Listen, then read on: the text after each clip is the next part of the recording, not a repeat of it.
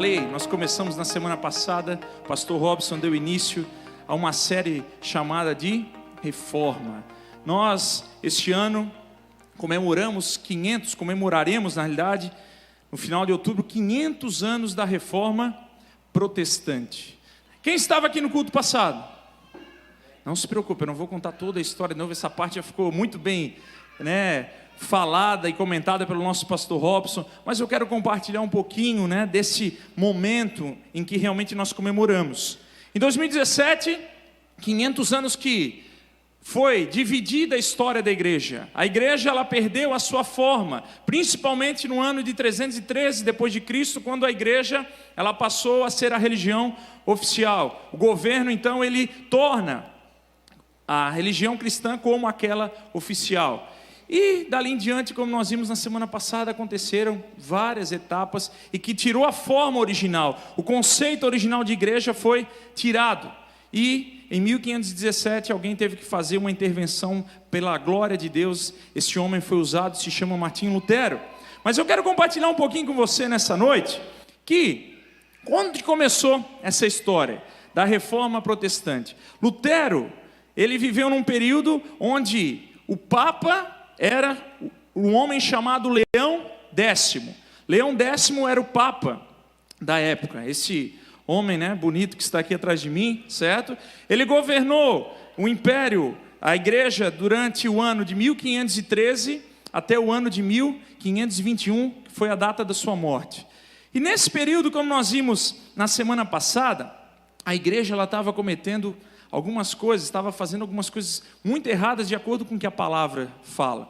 A igreja ela perdeu o seu foco, a igreja ela perdeu o seu sentido, a igreja ela começou a fazer coisas que iam além daquilo que a palavra dizia. E esse homem, Leão X, ele enviou um homem para a Alemanha, chamado John Tetzel, que é o próximo que nós vamos ver aqui na imagem. Esse homem aqui, ele era enviado do Papa e da Igreja Católica Apostólica Romana, foi enviado para a Alemanha para cobrar as indulgências, para cobrar do povo um perdão pelos seus pecados. O povo pagava uma taxa para ter os seus pecados perdoados pela Igreja Católica. E isso contraria totalmente aquilo que a palavra de Deus diz. Nós vimos semana passada, o pastor ministrou na semana passada sobre as escrituras, ele compartilhou na semana passada sobre esse tempo maravilhoso em que Deus traz à tona novamente a luz da palavra de Deus. E Martinho Lutero, ele olha tudo isso que está acontecendo, esse documento que está aqui, era um formato de como era uma indulgência, a pessoa pagava, ela recebia esse documento, seguinte, eu pequei, está aqui, mas eu já contribuí com a igreja, meu pecado está perdoado. Tem historiadores que dizem que esse homem, certa vez cobrando essas indulgências na Alemanha, um nobre chega para ele e diz assim: Tetzel, se eu pagar antecipadamente, ali a indulgência, eu tenho direito então de pagar antecipadamente por um pecado que eu vou cometer? Aí Tetzel, sem titubear, diz: tem sim, você pode pagar adiantado e vai estar valendo um pecado que você cometer no futuro. Daí os historiadores dizem que aquele homem foi embora e em pouco depois no caminho, esse mesmo homem que tinha pago deu uma surra no Tetzel. Então disse assim: esse era o pecado que eu queria cometer, mas já está pago. Para você ver como estava o negócio, como o negócio estava deturpado, como realmente essa questão da indulgência tinha fugido totalmente daquilo que a palavra de Deus diz. E para a glória de Deus, existiu alguém que foi iluminado. Só que tinha uma musiquinha que esse John Tetzel, os historiadores dizem que ele cantava, que cada vez que caía uma moedinha no cofrinho, uma alma saía do purgatório, uma alma pulava. Então era o som de uma moeda fazendo no cofrinho, uma alma pulava do purgatório. A Igreja Católica estava dizendo para as pessoas que quando nós morrêssemos, nós viveríamos num purgatório, como foi muito bem explanado na semana passada pelo pastor Robson. Só que a Bíblia diz que ao homem basta morrer uma única vez, amém? E não existe essa questão de purgatório. Então, eles compravam isso também para tirar almas do purgatório. Mas eu, você, qualquer pastor que seja, não tem poder de salvar a ninguém, a não ser o nome do Senhor Jesus Cristo, amém? A não ser o nome do nosso Senhor e Salvador Jesus Cristo, amém? E nosso amigo Martinho Lutero, no dia 31 de outubro de 1517, na cidade alemã de Wittenberg, ele, muito contrariado, indignado com essa situação das indulgências, de tudo aquilo que vinha sendo praticado pela Igreja Católica, ele vai lá na capela de Wittenberg e coloca lá 95 teses que vão contra as indulgências. Por que as indulgências estão erradas segundo a palavra? E ele apregoa na porta da capela de Wittenberg, e aquilo ali causa uma revolução, porque a partir daquelas 95 teses, então começa a se discutir se aquilo era realmente verdadeiro, se aquela indulgência era algo de Deus, e as pessoas então começam a dar crédito a essas teses. E em cima dessas teses, das 95 teses que Lutero apregou lá em 1517, na cidade de Wittenberg, foi feito um resumo dessas teses e foram chegadas as 5 solas, as 5 solas que fazem um resumo de tudo isso que Lutero apregou lá na porta. E a que nós falamos semana passada, que o pastor Robson ministrou, foi sola scriptura, né? Escritura, ou seja, somente a Escritura, onde a palavra de Deus, ela é alimento, ela é lâmpada para os nossos pés, ela é luz para o nosso caminho. E a palavra de Deus abre então o entendimento daquele homem, Martinho Lutero. E através da palavra de Deus, as pessoas então começam a entender que aquilo, tudo que estava acontecendo estava errado. E a Bíblia é traduzida para o alemão. Até então a Bíblia só tinha acesso à Igreja Católica, e então a população começa a ter acesso por conta da vida daquele homem. E hoje nós vamos falar, e eu quero ministrar sobre sola gratia e sola fide, ou seja, somente a graça e somente a fé. Nós somos salvos somente pela graça, nós somos salvos somente pela fé. Não é porque eu e você somos bonzinhos, não é porque eu e você somos bonitos, mas porque Jesus morreu no meu e no teu lugar. E é por isso que nós estamos aqui essa noite, amém? E você pode dar um aplauso a Jesus por isso, porque um dia Ele morreu na cruz do Calvário, e é pela fé, e é pela graça que eu e você estamos aqui nessa noite, amém? Aleluia! E Martinho Lutero então, ele, se a gente fosse resumir, está resumido desta forma aí. E para começar, eu quero que você abra a tua Bíblia na carta de Paulo aos Efésios, capítulo de número 2. Efésios 2, versos 8 e 9, vai falar assim: pois vocês são salvos pela graça, por meio da fé. E isso não vem de vocês, é dom de Deus, não por obras, para que ninguém se glorie. Amém? Porque pela graça sois salvos. Amém? Nós somos salvos pela graça. E eu quero começar então nessa noite explanando sobre sola gratia. Somente a graça de Deus sobre as nossas vidas é mais do que suficiente. A graça é o suficiente. E quando Lutero, ele apregou então isso, somente a graça, ele está indo contra aquela questão de que a graça, a Igreja Católica nunca deixou de dizer que era suficiente, mas ela dizia que não só a graça, que tinha que se pagar indulgências, que o favor imerecido, o sacrifício de Jesus na cruz foi válido, mas além disso, o cristão teria que pagar uma indulgência. E Lutero, ao olhar a palavra de Deus, ele disse: não, isso daí está errado. Nós somos salvos pela graça. Isso não é obra minha, é obra de Deus. Ele fez isso em nosso favor. E eu quero discorrer um pouquinho com você, falar um pouquinho sobre isso, sobre a graça. A graça, ela é o favor imerecido de Deus às suas criaturas. Graça é o favor imerecido de Deus a todas as suas criaturas. Eu não mereço, mas eu tenho ela sobre mim. Eu não sou bom o suficiente, mas é o favor que nós não merecíamos, mas que Deus fez por nós. Ou alguém aqui, irmão, vamos lá, por mais bondoso que você seja, por mais correto que você seja, por mais justo que você seja, você acha que Jesus merecia morrer por você? Não. Por mais correto que eu seja, por mais bondoso que eu seja, por todas as obras que eu faça enquanto eu viver nessa terra, jamais eu iria merecer o sacrifício que Jesus Cristo fez na cruz do Calvário por mim e por você. Por isso que a graça, esse favor imerecido, nós não merecíamos, mas Deus, aprove a Deus, enviar o seu único Filho para morrer naquela cruz do Calvário por mim e por você. Amém? Aprove a Deus nessa noite, levar eu e você a estar aqui nessa noite, dia 8 de outubro de 2017, glorificando a Ele, adorando a Ele, dizendo: Senhor, obrigado pela Tua graça, Senhor Deus, obrigado pelo Teu favor não merecido na minha vida, obrigado, Senhor Deus, porque hoje eu tenho vida. Amém? Nada poderia ser feito.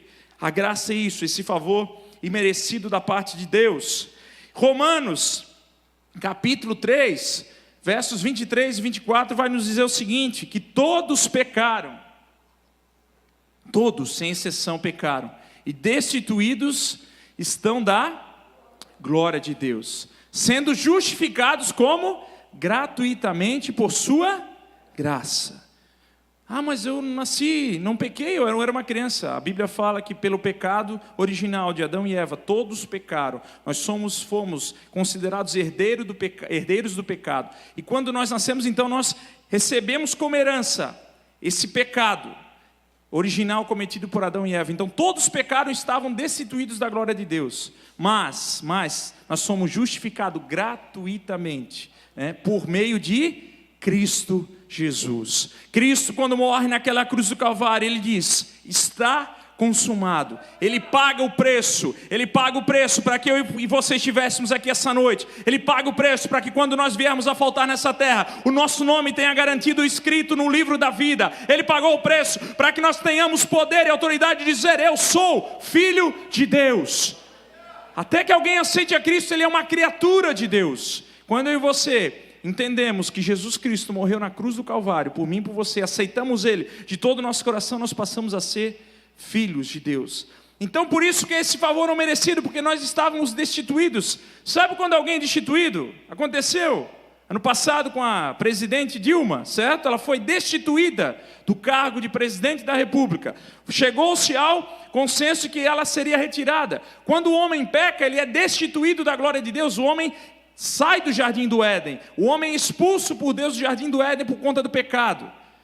E Deus tem que então traçar um plano para trazer novamente a comunhão entre Deus e os homens. E Deus assim o fez de forma gratuita. Não porque eu e você não teríamos dinheiro suficiente, eu e você não teríamos obras o suficiente para pagar por isso, mas a graça de Deus nos alcançou. Amém? Você pode dar uma glória a Deus por isso?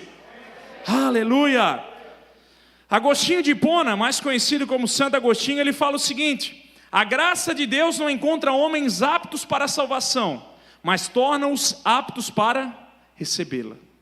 A graça de Deus não procura homens aptos para receber a salvação, mas a graça dele nos torna aptos para recebê-la. Esse homem, ele inspirou Martinho Lutero. Martinho Lutero, ele era um monge, agostiniano, acompanhava, ele era fiel àquilo que muitos anos atrás Agostinho tinha escrito. E certamente esse pensamento era daqueles que inspiraram ele a fazer a reforma, a escrever as teses, porque ele cria que realmente nós não somos merecedores, mas a partir do momento que a graça entra nas nossas vidas, nós nos tornamos aptos para recebê-la. Amém? Irmão, deixa eu te falar uma coisa. Nós recebemos a graça. Deus não escolhe, Deus não faz acepção de pessoas, amém? Deus já fez o que tinha que ser feito, agora cabe ao homem. Por isso que existe uma coisa chamada livre-arbítrio. Eu e você temos liberdade para aceitar Jesus, nada nos é forçado.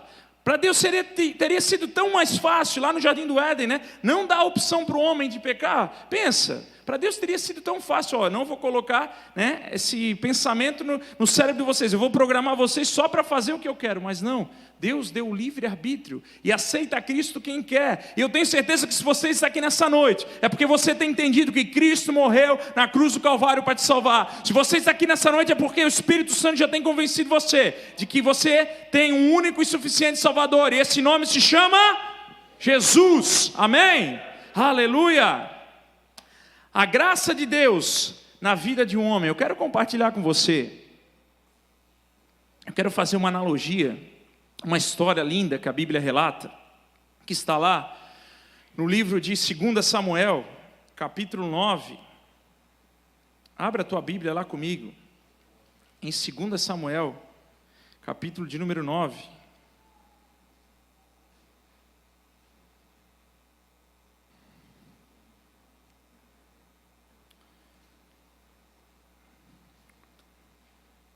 Enquanto você abre aqui, eu abro aqui também.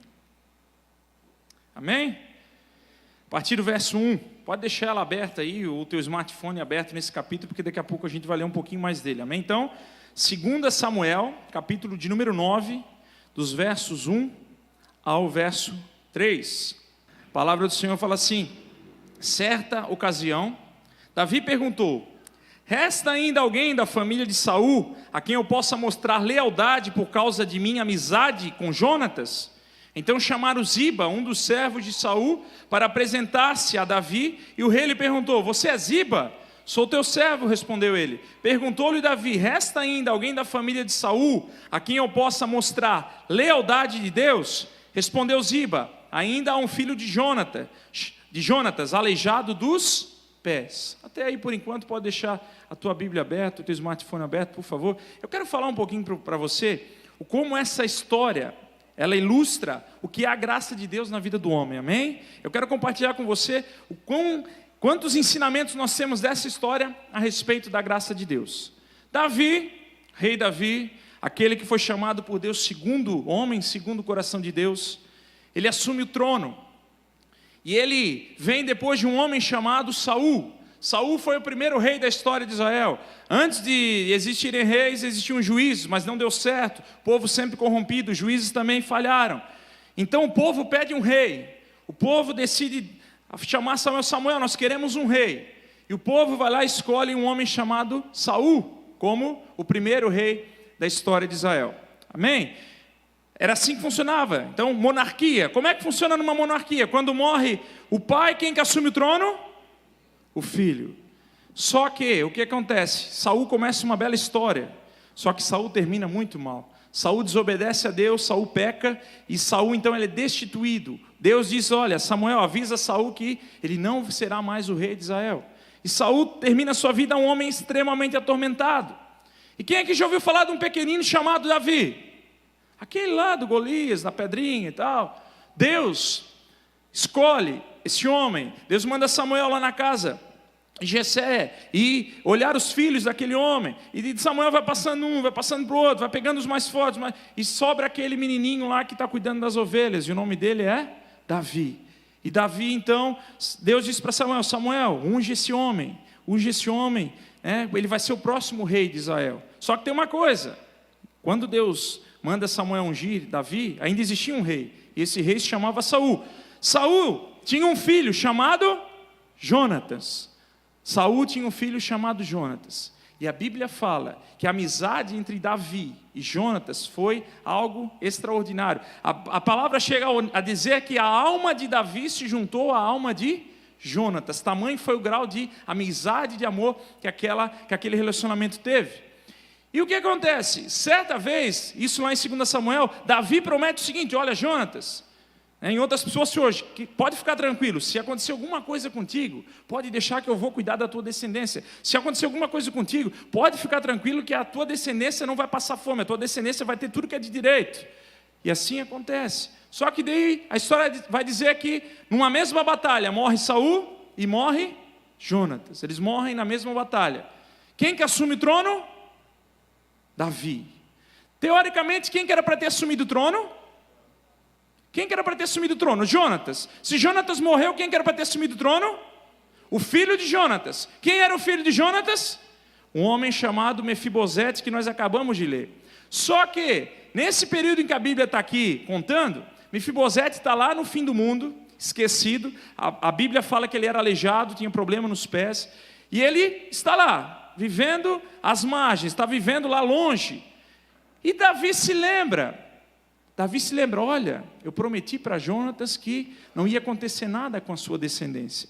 Eu prometi para Jonatas que nada iria acontecer. E daí ele pergunta: existe alguém da descendência de Jonatas que eu possa ser bondoso? Existe alguém que realmente eu possa usar a lealdade de Deus? Olha o termo que Davi usa: para que eu possa usar a lealdade de Deus em cima daquilo que eu prometi. Daí um servo diz: olha, tem Mefibosete, aquele jovem lá, que é filho de Jonatas, ele é aleijado. E o que Davi manda fazer? Traz ele. Mas antes dessa passagem de Davi trazer ele, eu quero falar uma coisa. Quando o homem peca, o homem desobedece a Deus. O homem perde o direito de ter comunhão com Deus. Assim como Saul perdeu o trono, perdeu o reinado, perdeu aquele valor que ele tinha, perdeu a possibilidade de se continuar sendo rei, perdeu comunhão com Deus. Deus não falava mais com Saul. Da mesma forma que Adão e Eva pecaram lá no jardim do Éden e perderam comunhão com Deus. Só que Deus é maravilhoso. Deus é tão bondoso. Deus é tão maravilhoso, que Deus, mesmo sabendo que o homem tinha pecado lá no jardim do Éden, ele já traça um plano, naquele mesmo momento, onde Deus certamente está ali, decepcionado com o homem, naquele momento ele já traça um plano, e eu quero falar para vocês essas particularidades então, o que realmente acontece. Davi havia feito uma aliança de amor e fidelidade perpétua com Jonatas, o slide aqui atrás, resta alguém ainda na família de Saul para que eu possa abençoar? E no próximo slide, eu quero falar para você o seguinte, da mesma forma que Davi cumpriu a sua palavra com Jonatas, Deus, ele cumpriu a palavra dele comigo e com você e com a humanidade. A promessa da redenção antes de Cristo vir à terra. Deus, antes mesmo, muitos anos antes de Deus enviar Jesus Cristo, ele já havia prometido para mim e para você que ele enviaria um que resgataria-nos das trevas novamente, amém? Está registrado lá no livro de Gênesis, olha só. Naquele lugar, no jardim do Éden, naquele mesmo momento onde o homem peca, Deus já chega para a serpente e diz assim, que está escrito lá no capítulo 15, porém, inimizade entre você e a mulher, falando, né? Porém, inimizade entre você e a mulher, entre a sua descendência e a descendência dela, este lhe ferirá a cabeça. De quem que ele está falando? Ele está falando para a serpente, Deus está falando para a serpente, este lhe ferirá a cabeça. Quem que esmagou a cabeça da serpente? Jesus, a palavra de Deus diz, quando ele ressuscita, ele toma a chave da morte e do inferno, pisa na cabeça de Satanás. Quando o homem peca, Deus já traça naquele mesmo momento um plano para sua redenção, um plano para que o homem tenha novamente contato. Lá no livro de Isaías, eu amo a passagem onde Isaías está relatando lá em 53, ele começa a dizer assim no capítulo 6, todos nós andávamos desgarrados como ovelhas, cada um se desviava pelo seu caminho, mas ele fez cair sobre ele, Jesus Cristo, a iniquidade de nós todos. E lá no versículo 10 do capítulo de número 53 ele vai falar, depois do sofrimento de sua alma, falando de Jesus, isso ainda iria acontecer. Isaías foi escrito muitos anos, milhares de anos antes de Jesus Cristo vir à terra. Da sua alma, depois que ele sofrer, a sua alma verá a luz e ficará satisfeito pelo seu conhecimento. E meu servo, falando de Jesus Cristo, justo, justificará a muitos. Eu e você somos esses muitos que Jesus justificou na cruz do Calvário, amém? O plano de redenção já foi muito antes de Jesus Cristo. A palavra fala, Pedro vai dizer que antes mesmo de existir, Jesus já estava no plano. Quando o homem peca, Deus já faz um plano B, para que eu e você tivéssemos aqui essa noite, garantido o nosso direito de vida eterna, amém? Mas por que eu estou falando tudo isso? Vamos entender o negócio. Davi precisava e tinha obrigação de se preocupar com Mefibosete. O que você acha? Tinha ou não tinha? Ele era rei. Aquele Mefibosete poderia ser uma ameaça para ele. Concordam comigo? Teoricamente ele era filho do homem que deveria ser o novo rei, que não foi porque morreu, e agora ele é o novo rei de Israel. Só que existia uma palavra liberada, existia uma promessa feita. E assim como Davi, Deus não volta atrás naquilo que ele liberou para a humanidade, amém? Deus, ele não voltou atrás naquilo que ele prometeu que ele enviaria Cristo, que morreria na cruz do Calvário por mim e por você. Da mesma forma, Davi, pela graça, favor e merecido, ele manda chamar Mefibosete, ele chama Mefibosete. Eu quero que você compartilhe comigo ali, na sequência do texto, onde ele chama Mefibosete. Então, a partir do versículo 5, então o rei Davi mandou trazê-lo de Lodebar. Quando Mefibosete, filho de Jonatas e neto de Saul, compareceu diante de Davi, prostrou-se com o rosto em terra. Mefibosete, perguntou Davi. Ele respondeu, sim, sou teu servo. Não tenha medo, disse-lhe Davi, pois é certo que eu tratarei com bondade por causa de minha amizade com Jonatas, seu pai. Vou devolver-lhe todas as terras que pertenciam ao seu avô Saul, e você comerá sempre à minha mesa. Deixa eu te falar uma coisa, foi isso que Deus fez por mim e por você. Deus nos deu o direito de comer novamente na mesa com Ele. Deus nos deu novamente o direito de repartir a glória dEle conosco. Deus nos deu novamente o direito que estava perdido, de nós sentarmos à mesa do Pai. E nós temos a certeza que um dia que nós morremos, nós sentaremos às bodas do Cordeiro, porque nós não merecemos, mas porque Deus amou o mundo de tal maneira que deu o seu único Filho, para que todo aquele que nele crê não pereça, mas tenha vida eterna. Você pode dar um aplauso a Deus por isso? Aleluia!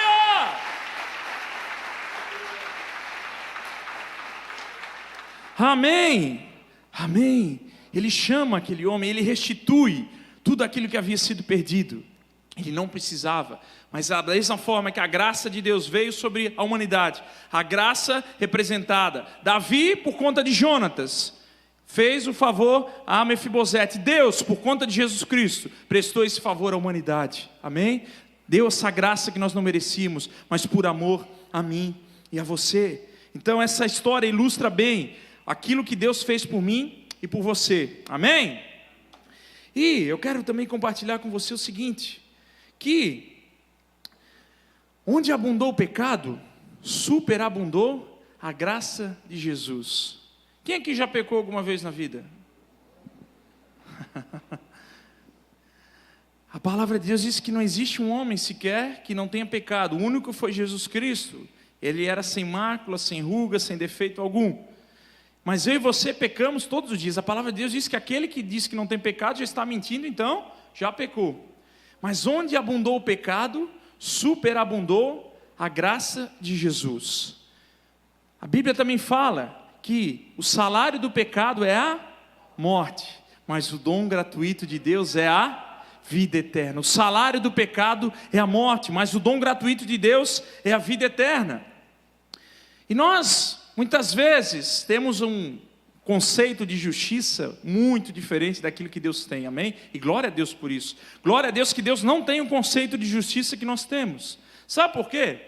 Quando nós vemos alguém pecando, e aquele pecadão que nós achamos que é pecadão, mas para Deus não existe pecadinho nem pecadão, nós ficamos horrorizados. Por exemplo, quem aqui não fica horrorizado quando vê alguém matando alguém na televisão? Quando vê a notícia de que agora, por exemplo, essa semana eu fiquei horrorizado quando eu vi aquele homem botando fogo naquelas crianças em Minas Gerais e matando algumas e muitas. Quem ficou revoltado com isso? Eu fiquei assustado, eu fiquei pensando, meu Deus, olha o mundo onde nós estamos. Mas deixa eu te perguntar uma coisa, será que para esse homem, se ele aceitar Cristo, tem perdão? Tem ou não tem? Mas será que eu perdoaria ele, se fosse um dos meus filhos? É duro, né, de talvez a gente refletir sobre isso. Mas sabia que se ele aceitar Cristo, a graça que me salvou do meu pecadinho, vai salvar ele daquilo que a gente talvez chama de pecadão, porque a graça é a mesma para todos, amém? A graça é a mesma para todos, só que é difícil a gente aceitar. Aceitar que Jesus me perdoa do meu pecadinho é fácil. Tem gente que diz o seguinte, que talvez se tiver porteiro no inferno, talvez o porteiro vai ser Adolf Hitler, né? Aquele cara que mandou matar os judeus e fez... Mas sabia que se no momento de morte ele aceita Jesus Cristo e diz, Senhor, me perdoe todos os meus pecados, sabia que ele vai estar no céu comigo e com você? É a graça maravilhosa de Deus. Ontem, nós tivemos o nosso primeiro culto, lá no CASEP, que é o Centro de Detenção para os Menores Infratores aqui em Itajaí. Chegamos lá, estava o pastor Adilson, eu, o Bruno, a gente chegou lá para fazer a visita, e eles liberaram apenas 2 jovens, alguns não é opcional, querer participar do culto, e chegaram 2 jovens lá, alguns estavam, eles chamam, né, de castigo, assim, aprontaram alguma coisa, eles ficam lá, eles não podem sair das celas. E chegaram 2 jovens lá, um não devia ter mais do que 15, 16 anos, o Leonardo, um devia ter perto dos 18, 19 anos, um pouquinho mais velho. E daí você pergunta, mas não é só para menor de idade? Eles podem ficar lá até os 21 anos de idade, porque a legislação diz que eles podem cumprir até 3 anos naquele lugar. Então, se eles forem presos com 18 anos, eles automaticamente ficarão até os 21. E a gente chegou lá, sentou, começamos, né, nos apresentamos e começamos a falar, nós queremos aqui compartilhar o amor de Deus com vocês, o nosso intuito é falar, vocês conhecem o amor de Deus? Conhecemos. Eu peguei, o pastor Adilson ministrou sobre o Salmo 23, o Senhor é o meu pastor. Um daqueles jovens estava incomodado, quando a gente chegou, se tremia todo e tal. E daqui a pouco, quando o pastor Adilson começou a ministrar, ele começou a ficar mais calmo e tal. De repente, o pastor Adilson pergunta assim para ele: ei, você já se sentiu angustiado? Ele levantou a mão, sim. Eu tinha perguntado quanto tempo ele estava ali. Ele falou: estou 2 meses aqui. Daí ele falou assim: eu estou 2 meses aqui, eu já tentei me matar algumas vezes aqui dentro. Angústia, angústia. E daí começamos a ministrar. Eu tinha ido com uma ideia de fazer uma dinâmica. Eu peguei uma nota de R$2, esqueci de trazer, devia ter. Peguei uma nota de R$2, pedi para eles dobrarem, amassarem, pisarem no chão. E perguntei para eles: essa nota aqui tem valor antes de dobrar? Tem? Depois de amassar, pisar no chão, uma nota de R$2, se ela tiver desdobrada, não tiver rasgada, ela continua tendo valor? Continua tendo. Assim é a vida de vocês para Deus. Deus continua olhando vocês com o mesmo valor que vocês têm, indiferente daquilo que vocês fizeram, indiferente daquilo que a sociedade julga vocês, vocês continuam tendo o mesmo valor para Deus. Sabe por quê? Se eles morrerem hoje e aceitarem a Cristo, nós vamos gozar do mesmo céu com eles, nós vamos desfrutar do mesmo céu que eles, indiferente do pecado que eles cometeram, nós vamos desfrutar do mesmo lugar que eles. Então nós temos que entender que a graça é para todos, amém? A graça, ela é para todos, porque onde abundou o pecado, superabundou a graça. Quanto mais pecado, mais graça de Deus. Quanto mais nós achamos que alguém não tem jeito, é aí que a graça se manifesta e salva aquela pessoa, amém? Deus superabundou a graça nas nossas vidas, aleluia. E eu quero compartilhar um pouquinho com você, nós comentamos sobre a graça, e eu também quero compartilhar um pouquinho sobre a fé, sola fide, somente a fé. Eu quero que você volte lá no texto que nós lemos, de Efésios capítulo 2, do verso 8 ao 9.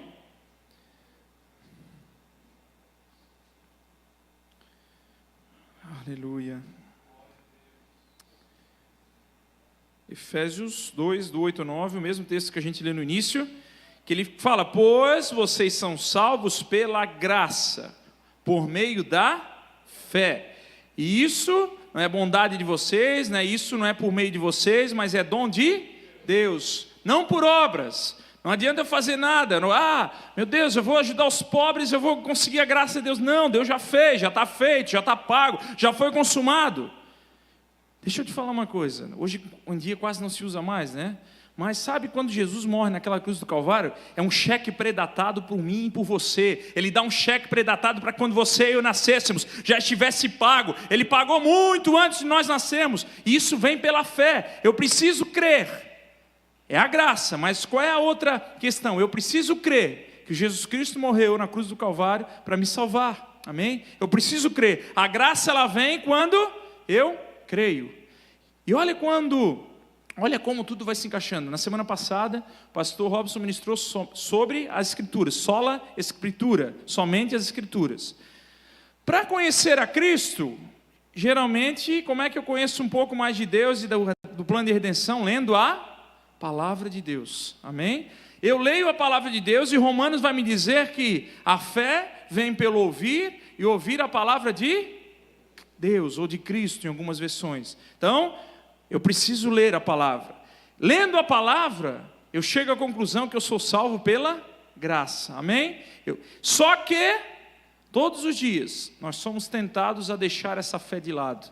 Todos os dias eu e você somos tentados a dizer: será mesmo? Todos os dias as dificuldades vêm dizendo: será que é bem assim mesmo? Será que realmente eu tenho um lugar em Deus? Será que realmente quando eu morrer, e quando vier a faltar nessa terra, será mesmo que eu vou morar com Deus? Eu preciso ter fé para acreditar, amém? E Romanos 1,17 foi o versículo que Martinho Lutero, ele se baseia nesse versículo para escrever as suas teses, onde ele diz que o seguinte: o justo, ele viverá pela fé. O justo, ele vive pela fé. O justo não vive pelas obras, o justo não vive pelas aparências, o justo não vive por outra coisa, ele vive pela fé. E a fé em quem? Em Jesus Cristo. Então, eu preciso crer que Jesus Cristo, ele veio para morrer em meu lugar. Então, essa presente sola, a sola fide, ela realmente faz essa junção.